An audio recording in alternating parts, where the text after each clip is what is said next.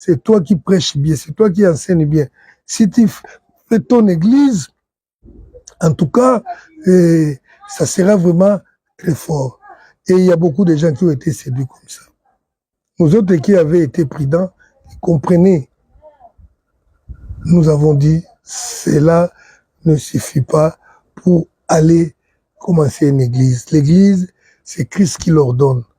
Et c'est lui maintenant qui va amener dans cette église qu'il a ordonné les gens. Il va donner cette expertise, celui-ci, celui-là, et vous aurez beaucoup de gens. L'église sera stable. Alléluia. Car ce n'est pas une affaire personnelle. L'église qui se retrouve comme ça là, c'est comme une église dans laquelle, une église où je crains que les sons puissent s'arrêter, que le Seigneur nous fasse grâce, parce qu'il nous reste quelque chose à parler. Vous savez comment nous voyons les églises qui opèrent aujourd'hui? C'est comme, il y a un hôpital. L'hôpital est censé recevoir plutôt les malades.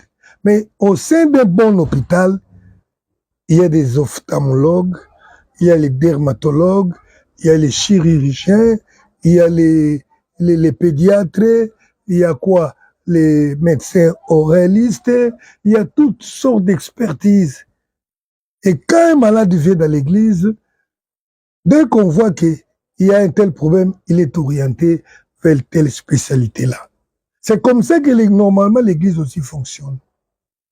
Maintenant, une personne qui s'estime que lui, il veut bâtir, ouvrir sa propre église, c'est comme quelqu'un qui est peut-être spécialiste, un dentiste, il va ouvrir un hôpital.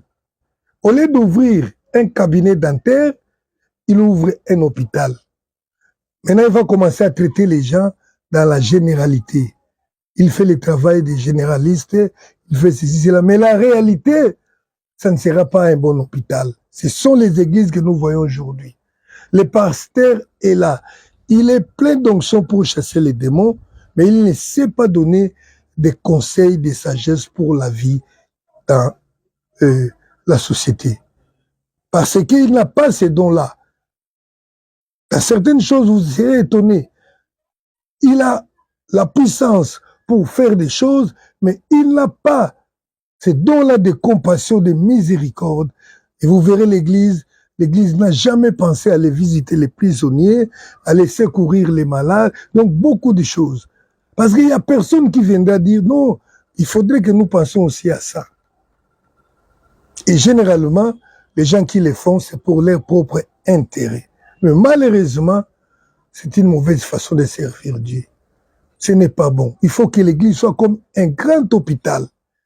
Quitte à vous de savoir comment gérer les compétences, l'expertise, les ministères que Dieu a donnés dans l'église, mais les gens doivent être là.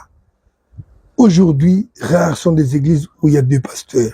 Mais dans l'église d'Antioche, il y avait des docteurs, des prophètes, certainement des pasteurs également, certainement des évangélistes également. Ils étaient là. Oh, que le Seigneur nous aide. Le ministère, c'est un service dans l'église. Même s'il fait, malheureusement, vous verrez les gens commencer à prier. Mon ministère, ils ont déjà en tête que ça, je ferai carrière avec ça pour gagner ma vie. Et il faut des jeunes.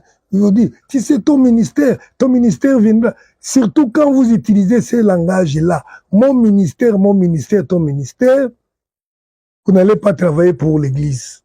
Car la Bible dit, il a donné des dons là. On t'a donné les dons de prêcher, d'enseigner pour l'utilité commune. Donc il n'y a pas lieu de dire que mon ministère, que mon don, non. Et alors même quand viendra des bénéfices qui viennent parce que tu as déployé les dons que Dieu t'a donnés, la Bible dit c'est pour l'utilité commune. Si les bénéfices en a, ça doit être aussi les bénéfices pour la communauté. Est-ce que tu es capable d'agir ainsi? Voilà, nous sommes arrivés à la fin. n'est pas encore terminée. Voilà, il y a certaines choses qui ont été écrites dans les livres que nous allons distribuer, que nous allons aussi vous envoyer des copies PDF si vous en demandez.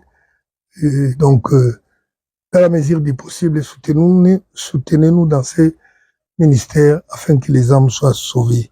Nous avons parlé du ministère des temps de la fin et aujourd'hui c'était les ministères et l'église locale. Que le Seigneur nous bénisse et à la prochaine.